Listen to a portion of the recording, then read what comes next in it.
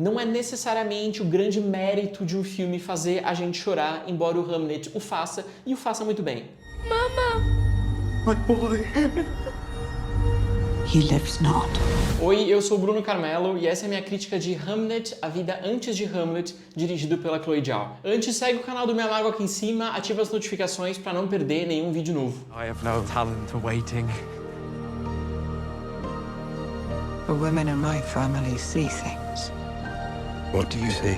A trama se concentra na Agnes, a personagem da Jessie Buckley, uma mulher pouco sociável, considerada louca, selvagem, na Inglaterra da virada do século XVI para o XVII. Ela se apaixona pelo William Shakespeare, o personagem do Paul Mescal. Eles têm filhos, mas quando o pequeno Hamlet morre, a família e o relacionamento entre eles desmorona. E essa é a base para a peça que viria a ser o clássico Hamlet. E o drama é uma adaptação do livro homônimo da Maggie O'Farrell, que, por sua vez, deriva dos fatos. He's got more inside of him than any man I've ever met. Who are you looking for? William Shakespeare. Esse é um filme bem interessante e raro nos dias de hoje. Ele parte da vida de um dos escritores mais famosos do mundo inteiro, mas não faz um filme sobre ele, e sim sobre a esposa dele. Na trama, inclusive, o personagem masculino demora muito para ser chamado por um nome, qualquer nome, e a gente só vai escutar o William Shakespeare mais pro final da história.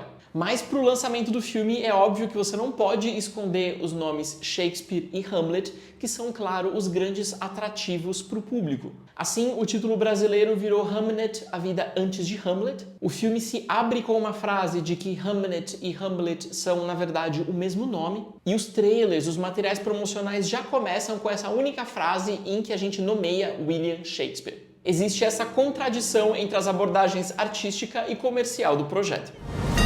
When shall we three meet again? Our children's hearts beat. They smile, play. Mas, em segundo lugar, o que me chama mais atenção aqui é o fato de esse ser um projeto que a gente não vê mais com frequência no cinema hoje em dia. Uns 20 anos atrás, o Oscar e as outras premiações paralelas, Globo de Ouro, Critics' Choice, etc., favoreciam diretamente esse tipo de produção. Dramas sérios, maduros, sobre protagonistas adultos sofrendo com alguma doença, morte ou ruptura amorosa. Então eram filmes sem malícia, sem humor, sem essa montagem fragmentada e pop de hoje, e de preferência histórias nobres de tempos antigos a respeito de grandes valores como o amor, a honra, a tradição, a família, e pessoas virtuosas fazendo o possível diante de adversidades. Shakespeare apaixonado, Uma Mente Brilhante, O Paciente Inglês, Coração Valente, A Lista de Schindler são alguns dos vencedores do Oscar que correspondem a esse imaginário. Mas essa gravidade, essa autoimportância, esse caráter muito solene foram se perdendo com os tempos. Os últimos filmes recompensados pela Academia, caso de Anora, Parasita ou Tudo em Todo Lugar ao Mesmo Tempo, indicam rumos totalmente diferentes para o que a indústria americana preferiu valorizar. Never forget for a moment. Mama! They may be gone.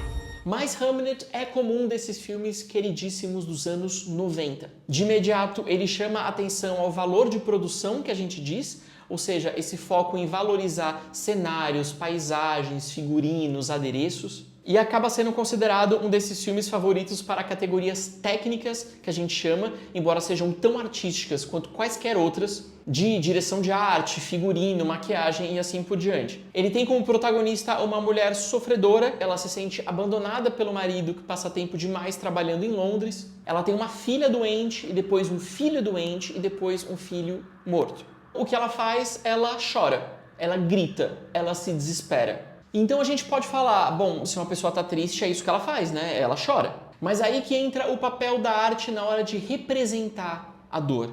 Isso porque Hamlet é um filme profundamente literal. Então se as pessoas estão tristes, elas choram ao som de pianos tristes. Se elas estão felizes, elas riem histericamente e saem correndo pela natureza. Por serem consideradas selvagens, elas dormem diretamente sobre a terra, no meio da floresta, e preferem dar à luz ali, sozinhas, sem ajuda de ninguém. I see a landscape. Oceans. Então sim, a construção estética e narrativa que a gente vê aqui é muito competente, mas é pouco inventiva, pouco arriscada. O cinema já encontrou maneiras muito potentes, muito fortes de representar o luto. Em O Quarto do Filho, por exemplo, um pai que quer muito tirar esse sentimento dentro dele, vai para uma montanha russa. Em A Liberdade é Azul, uma mulher de luto decide raspar a mão dela sobre uma parede áspera. E em Sob a Areia, a mulher que não consegue aceitar a perda do marido continua colocando um segundo prato de comida sobre a mesa, como se ele fosse voltar a qualquer momento. E esses momentos são tão fortes, eles ficam com a gente porque eles significam o luto. Eles encontram maneiras estéticas e artísticas de exteriorizar essa dor para o corpo, para os ambientes, para os objetos, para os cenários. Já o Hamlet é muito bruto nessa maneira de encarar os sentimentos. Ele coloca a Agnes para rir, chorar, soluçar, gritar. O William parece felicíssimo no primeiro momento e assim que ele se casa, na cena seguinte, ele já está depressivo, violento, agressivo. As crianças, por sua vez, estão ou em estado de completa euforia, caso do teatro infantil, ou chorando quando o pai vai embora. Antes, a gente costumava chamar esses momentos de cenas de Oscar. Eram grandes discursos ou instantes de desespero profundo em que o ator ou atriz podiam mostrar toda a sua profundidade emocional. Os paradigmas para avaliar as atuações estão mudando também, mas no caso de Hamlet, a gente ainda encontra dezenas dessas ditas cenas de Oscar.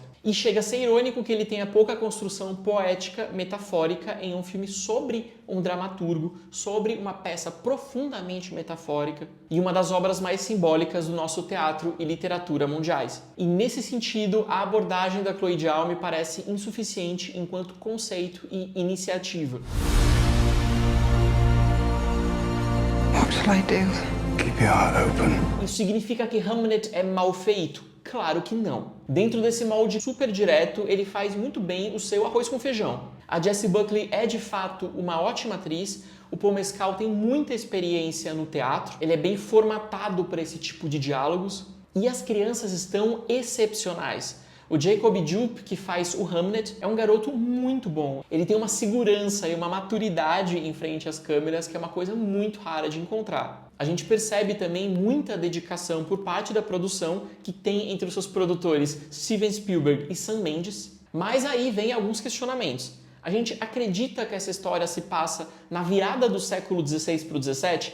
Em nenhum momento. O diretor de fotografia Lucas Al trabalha com essa imagem nítida até demais da fotografia digital de hoje, e se ele tivesse um pouco mais de sujeira, de granulação, de textura, talvez fosse mais fácil a gente acreditar que estamos em outros tempos de séculos atrás. Já a obsessão pelos plongés, esses planos de cima para baixo, às vezes aéreos ou só angulados, não valorizam tanto assim os espaços quanto eles pretendem fazer. E esses figurinos elogiadíssimos são os melhores do mundo? Também não. O filme é de novo muito bruto, muito básico na sua concepção de tempo e espaço. A Agnes usa exatamente o mesmo penteado quando ela é criança, quando ela é adulta. Ela tem o mesmo vestidinho vermelho quando ela é criança e na fase adulta parece que as roupas cresceram junto com ela, para se tornar mais fácil ao espectador identificar que aquela menininha é de fato a Jessie Buckley quando cresce. Ele ainda tem muitas conveniências e simplificações num gesto muito pudico.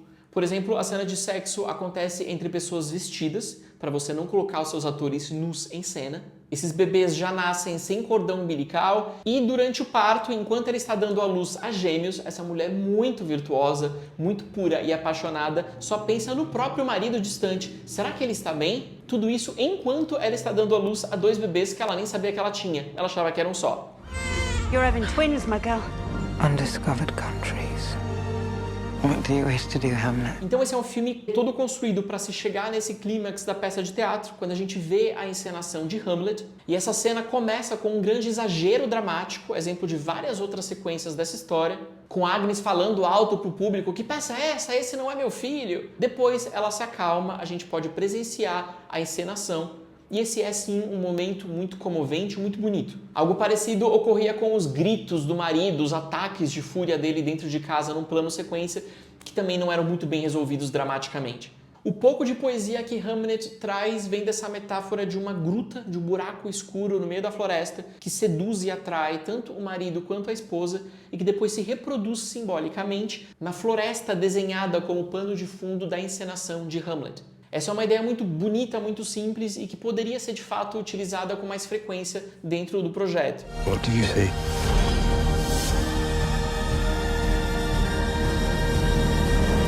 Por por fim, Hamlet se torna uma peça super clássica, bem convencional, de amor à primeira vista, de amor incondicional, uma mater dolorosa, uma mãe sofrendo, fazendo de tudo pela sobrevivência do seu filho, como a gente costumava valorizar até demais 20 ou 30 anos atrás. E para muita gente parece que essa ainda é uma das principais virtudes da tragédia, fazer a gente chorar. Em outras palavras, expurgar nossos sentimentos e gerar compaixão, empatia.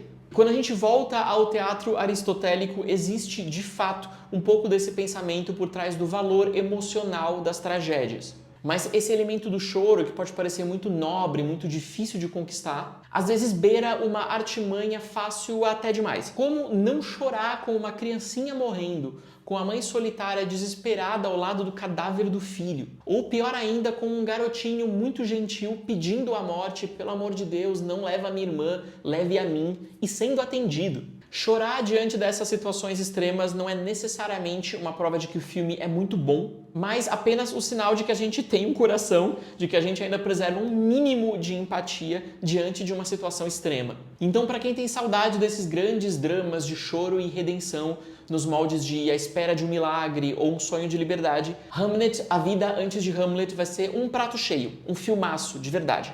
Mas para todo mundo que acredita no cinema enquanto construção para além das emoções mais simples, para além das grandes virtudes e sentimentos, capaz de criatividade, ousadia, radicalidade, de explorar o lado violento, sombrio, grotesco das pessoas em luto, aí Hamlet não chega nem perto da complexidade da psique humana. Bye. Why? Bye.